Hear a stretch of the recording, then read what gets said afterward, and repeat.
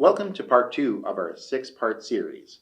Now we will look at the general purpose interface, or GPI, as well as the relay, and what the RS-232 can do.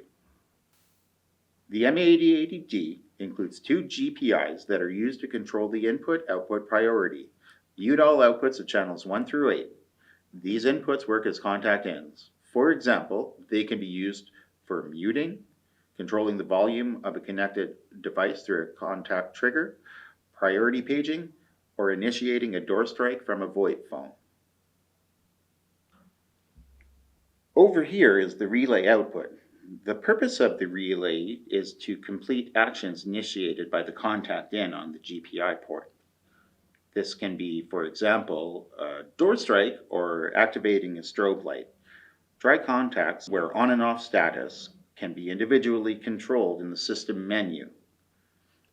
Essentially, it's used to control external devices and allows end users to control their actions.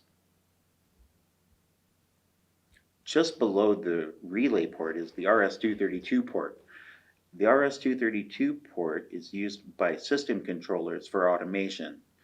An example of this would be the third-party system controller, Control 4. Now we're going to provide step-by-step instructions on connecting your GPI ports. Step 1. Put the cable, which is shielded Cat5e or better, into GPI port 1. The other end connects the green-white wire and the brown wire in the network cable to form a short circuit. Step 3. The GPI light on the software will automatically light up green, which means that it is enabled. Step 4. Set priority type according to demand on the software. These steps will also apply to GPI port 2. Okay, now I'm going to show you a real-world example of the M8080D receiving a contact and sending a voltage out through the relay in order to trigger a door strike or something else that requires a contact out. Now we're going to go through a more detailed explanation.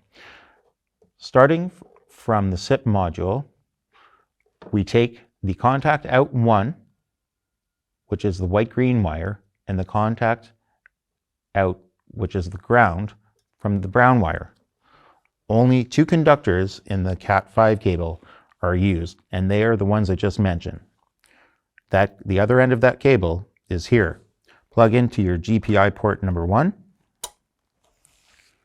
Next, from your SIP module chassis, go from your audio output to your audio input of your M8080D. Next, you connect your switch that your VoIP phone is connected to the SIP module in your chassis. Lastly, connect your relay out to your device that will operate your door strike. This is just one example of many that you can use for a contact in or relay out. I used the example of a door strike, but you could use it for a strobe light or alarms or anything else that would require a contact in or relay out. In part 3, I will dive into M8080D remote devices, their features, connections, and functions.